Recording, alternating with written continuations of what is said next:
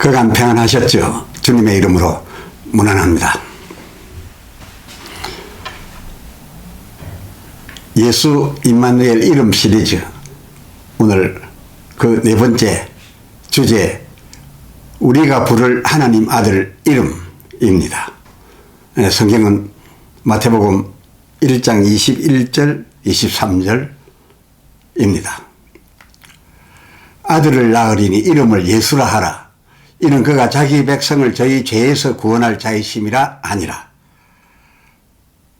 23절, 보라, 처녀가 잉태하여 아들을 낳을 것이요 그 이름은 임마누엘이라 하리라 하셨으니, 이를 번역한즉 하나님이 우리와 함께 계시다 함이라.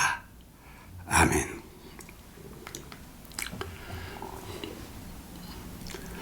아람 왕 르신과 르말리아의 아들이 이사야 7장 4절에 기록된 대로 심히 노하여 예루살렘을 치려합니다. 이에 하나님께서 이 유다에 대하여 그 왕에게 이 너희 대적들을 연기나는 두 부죽갱이 그루터기 그런 형편되게 해주실 그런 양으로 그렇게 하려 하셔서 그 하반절 유다왕 아하스와 그 백성들로 지금과 같이 두려워하거나 낙심함이 있어서는 안 되겠어서, 그러므로 그 14절에 그러므로 그런 상황이어서 그러므로 주께서 친히 징조를 보이셨으니 이 아이가 처녀가 낳게 되는 이 기이한 특이의 아이가 또한 마치 세례 요한이 누가복음 1장 15절 평생에 포도주나 독주를 마시지 않았던 것과 같이 하나님이 친히 보이신 그 이사야 7장 14절을 그 징조로 저희에게 주시며 이 처녀 모친과 이 처녀에게서 난 이 아들을 그 중반절에 보라셨던, 친히 징조로 보이셨던 그 처녀가 잉태하여 낳은 아들, 그는 그 세례 요한의 그 포도주 독주 마시지 않았던 그 특이처럼 이 징조의 아들이 그 15절, 악을 버리고 선을 택할 줄 아는 나이, 그러니까 이를테면 우리가 세례 받을 나이죠. 악을 버리고 선을 택하며 주 예수를 알고 받아들일 나이 될 때 세례를 베풀지 않습니까? 그러니까 그 나이가 되는 만큼의 성장을 해서 청소년이 되었어야, 거의 청년에 이르게 되었어야, 다른 경우 같으면은 저절 때면 저희의 음식 문화로 보아서 버터와 꿀을 넣어서 이유식을 바로 해줘야 되는 저희들 음식 문화이기 때문에, 그렇게 뜨자마자 어릴 적에 먹기 시작해야 될 버터와 꿀을 언제 비로소 먹게 됐다고요? 세례받을 나이, 그 청년에 이르러서 비로소 먹기를 시작했다. 참 특이한 일 아닙니까? 처녀가 낳은 아들, 이것을 인하여서도 저희들은 온통 관심이 기울어져 있는데, 또 그 처녀 모친에게서 난 아들이 또 이 모양을 했으니까요. 이거 관심의 대상이 아닐 수가 없고, 늘 보는데, 저희들 사이에 살고 있으니 늘 보는데,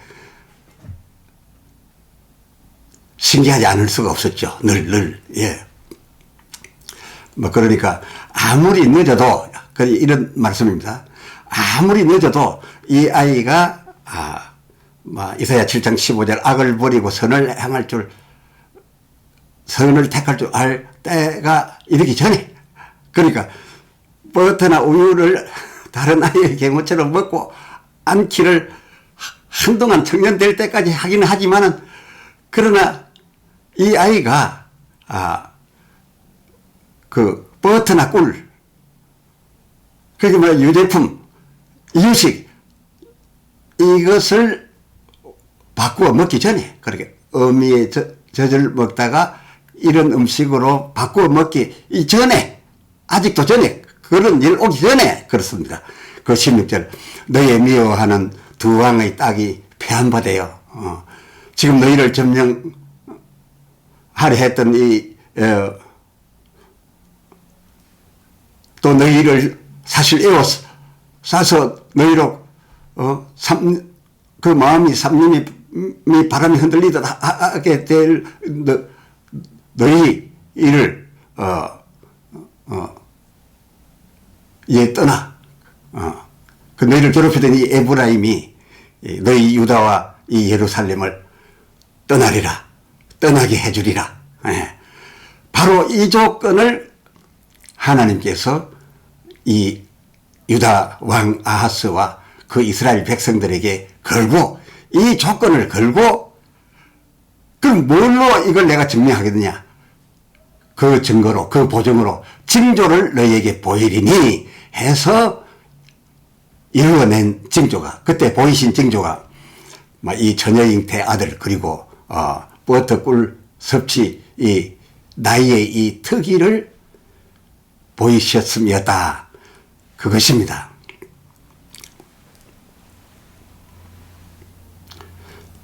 앞에서도 잠시 말씀드렸거니와 이 버터와 꿀은 그들의 음식 문화, 아예 식품 문화로 보아서 저 때면 바로 어찌되었거나 이어 먹여야 되는 그런 이유식을 위한 버터와 꿀일진저, 그 징조의 이 아이가 선악을 구분할 때까지, 그러니까 근 10대여살 빨라야 되도록까지 그 전혀 모친 젖만 섭취하고 있는, 그렇게 모든 사람들에게 보여지고 회자될 수밖에 없었던 그 특기를 항상 보게 하여 그 대적들이 물러가는 때까지, 그 얼마의 기간이 될지 모르지만 그 기간 동안, 그러니까 어느 정도 정해졌지요. 그 아이가 청년이 되기 전이긴 합니다만은 하여간에 대적이 물러가는 그 긴 기간, 그 수많은 날들 동안 저희 중에 함께 있게 하여 늘 보게 해준 그 징조의 모자로 하여 항상 임마누엘, 예, 이사야 7장 14절 그 하반절, 임마누엘, 곧 하나님이 우리와 함께 계시다. 그러니까 하나님께서 저들과 함께 계심을 믿게 하게 하여 주어서 저들로 흔들리지 않고 늘 항상 하나님 함께 한다는 그 믿음, 그리고 그 보증을 지금 늘 만나고 있어서 놓치지 않고 계속하여 담대를 지킴으로 하여 그 상반절, 그 4절 상반절, 살림이 바람에 흔들리듯 하는 그 흔들림을 삼가며 종용할 수 있도록, 아무렇지 않은 것처럼 할 수 있도록. 이거 뭡니까? 하나님도 이 사람들의 이런 믿음을 보아야 그 믿음이 지속되는 동안 역사도 계속하실 것이고, 또 이들을 치러 들어온, 이들이 노하여 예루살렘을 치러 들어온 이 대적들도 저들이 치고자 하는 자들이 이렇게 조용하게 담대히 나가는 것을 보게 되면 그냥 오히려 저들이 이 담대한 만큼 가슴이 서늘하여 강이 녹아들어서 여호수아 때 백성들로 하여금 아무것도 안 해가지고 손을 돌기만 하는데도 저들의 감담이 녹았던 것처럼 이 악영의 세계에도 하나님의 백성이 이렇게 담대함을 유지하면 어쩔까 저쩔까 이게 계속될까 하다가는 더 이상은 못 버티고 스스로 떠나가게 되어 있으니 이 징조로서 너희와 내가 함께 저들을 대체할 수 있도록 강하고 담대하자. 바로 그런 것이었습니다. 말씀드렸거니와 왕 아하스와 그 백성들의 마음이 그 이사야 7장 2절 하반절에 보면 얼림이 바람이 흔들림 같이 전부 떨고 있었기 때문에 그렇게 되면 완전히 먹혀버릴 수 없어서 그랬다 이 말인 것입니다. 하여 피점령 신세 유다가 상당 기간 그 징조로 해서 임마누엘 그를 번역한 즉 마태복음 1장 23절 하나님이 우리와 함께 계시다 였는데 임마누엘 번역 그러니까 그 징조의 모자를 보면서 한시도 놓치지 아니하고 그 볼 때마다 늘 보이니까 보이는 늘 하나님이 우리와 함께 계시다 하나님이 우리와 함께 계시다를 이름으로 그 아이를 볼 때마다 우리가 부르는 이름처럼 하나님이 우리와 함께 계시다 했다는 겁니다. 왜 아닙니까? 번역한 즉 하나님이 우리와 함께 계시다인데 똑같은 말입니다. 이 네 글자 임마누엘이 엘 하나님 아닙니까?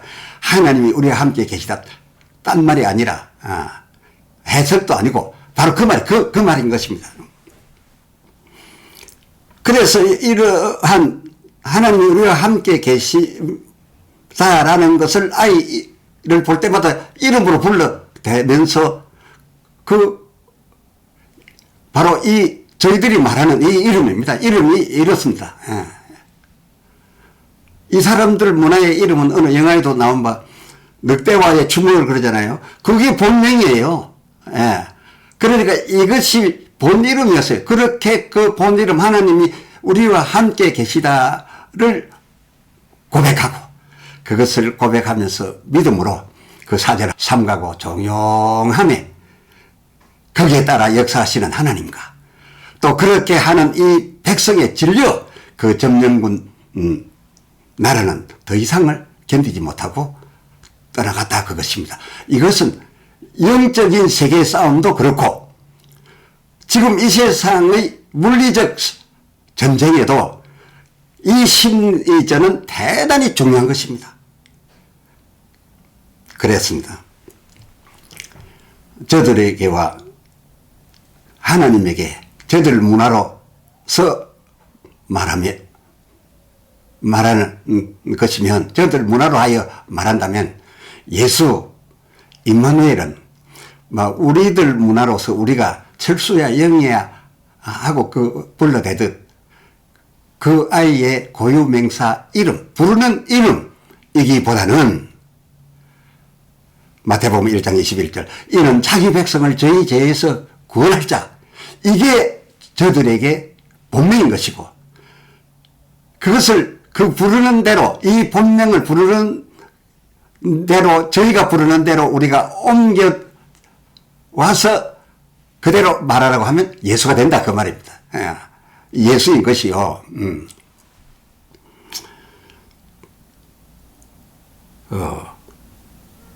그렇습니다. 마태복음 1장 21절 자기 백성을 저희 죄에서 구원할 자 이것이 저들이 부르는 이름인 것이고 그렇게 부르면서 바로 그는 신앙 고백인 것이고 또 그를 그렇게 받아들이는 것이고 또 마태복음 1장 23절 하반절 하나님이 우리와 함께 계시다. 하나님이 우리와 함께 계시다를 그 증조의 아들을 볼 때마다 불렀는데 이것이 그 아들을 부르는 우리 신의 본명인 것이고 근데 우리 한국 성경에는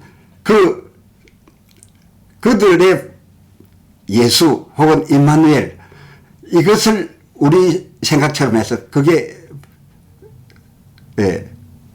본명이고 그 해석이 자기 백성을 저희 죄에서 구속할 자 또는 하나님이 우리와 함께 계시다 라는 정도로 이해할 만큼 되어 있습니다만 정확하게 번역입니다. 그 말입니다. 그러니까 마리아에서 난 예수님에 대하여나 징조의 그 처녀 모친에게서 난 그 아들의 주어진 그 이름은 저희들대로 하면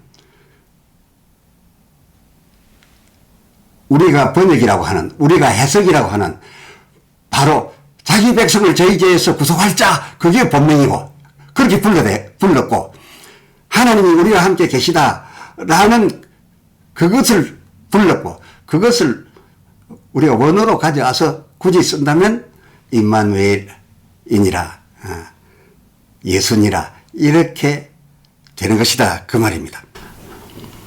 그래서 이를 우리 한글로 성경할 적에 성경하던 분들이 그 글 순서를 좀 성경의 맥락대로 하나님과 그 백성 유다인들의 그 문화대로 바로 하여서 마태복음 1장 21절을 오히려 그 이름은 자기 백성을 저희 죄에서 구원할 자라 하라. 이를 원문소리로는 예수니라. 그렇게 하고 또 마태복음 1장 23절의 경우 이름을 하나님이 우리와 함께 계시다 라 하리라. 이를 번역한 즉 저희들의 원어말 소리로는 임마누엘이니라 라고 우리를 성경을 그렇게 편집을 하여서 쓴 우리가 이 이름을 부를 때마다 얼마나 능력 있는 하나님의 보장이 따르는 그런 신앙을 하기가 얼마나 쉬웠겠느냐 그런 아쉬움을 가져봅니다.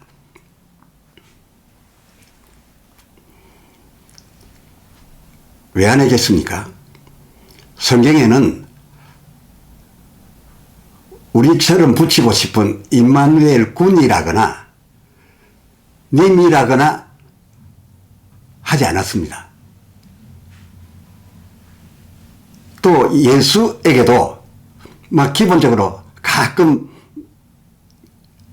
흐름을 따르지 아니한 다른 경우에 님이라고 한 곳이 있기는 하겠으나 기본적으로 성경 전체를 볼 때 예수에게도 군이나 예수군, 미스터 예수, 미스터 그리고 우리가 쓰는 님, 예수님을 붙이지 않은 것이 기본입니다. 성경 보면 예수여라고 하긴 했습니다. 그건 뭡니까? 그것도 우리가 성경할 적에 우리를 구속할 자시여 이렇게가 맞았던 겁니다. 그것을 원어 소리글로 하면 예수여이다 이렇게 오히려 풋노트를 붙여줘야 되었는데 완전히 이 부분에 있어서 우리가 성경의 핵심에 바로가 참여하기에는 어려운 문화를 갖고 있은 것이 아쉬웁니다. 그렇습니다. 하여 우리 중 대개가 구할 것을 기도하거나 병과 귀신을 축사하면서 예수 이름으로 비옵나이다 라고 하거나 예수 이름으로 맹하노니 떠나가라 하긴 하는데 성경에 그렇게 할 때마다 그렇게 하라 했으니까 하는데, 성경이 그렇게 말할 때는 이름이 가진 바 그 내용입니다. 예수께서 너희 죄를 다 대속하셨고 우리는 죄 없이 안 받았으니 죄인에게서 역사할 너희는 여기 있을 이유가 없으니 이 법에 의하여 나가라 하는 진리로 내쫓으라고 한 말입니다.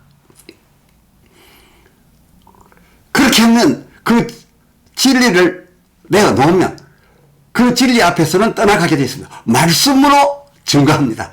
말씀으로 떠나갑니다. 이거 이름으로 떠나갑니다. 그들이 비중하고 있는 그 이름, 그 내용, 그 사역, 그 행하신 그런 진리의 법에 의해서 떠나가라고 이름으로 하라 했는데, 그래서 예수 이름으로 맹하노니 예수 이름으로 기도합니다라고 하긴 하는데, 그럴 적에 과연 우리들의 경우 그 이름을 하느님과 유대인들이 무게를 두고 거의 집중적으로 개념했던 대로, 그러니까 번역이 말한 바 바로 그 내용을 그 행하신 일로서란 개념으로서 예수 이름으로 하고 있는 거인지요? 그였는지요? 아니고 우리 이름 문화의 고유 성명 예수님, 그 몸, 사실 그가 태어난 그 님으로서는 마귀를 이길 능력이 없습니다. 오히려 고난을 받을 그이였죠. 예. 그러니까 예수님이라고 하는 예수 그 사람, 예수 그분의 개념 이름으로 맹한논이 떠나가라. 손을 얹어 안수하면서 나을지어다 하고 있은 것은 아니었는지요. 그래서 지금 우리 문화에 의해서 예수 이름으로라고 했었음. 성경에 있는 스게와 제사장의 아들들이 우리같이 그리 알고 그저 예수님의 제자들에 의해서 병이 떠나가고 귀신이 떠나가고 하는 것을 보면서 같이 해보려고 했던 그런 스게와 제사장 아들들 같이 개념으로 기도했거나 축사했다고 하면은 그럴 때마다 귀신이 떠나가고 병이 났던가요? 그 병과 귀신 떠나가기는커녕 사도행전 19장 15절 그 귀신 내가 예수도 알고 바울도 알거니와 넌 누구냐? 라고 하면서 되려 기어올라 그로 하여금 벌벌 떨게 만들어버리는 이런 역현상이 오는 거. 도무지 효과가 나지 않는 그런 꼴 당하지 않았겠는지요.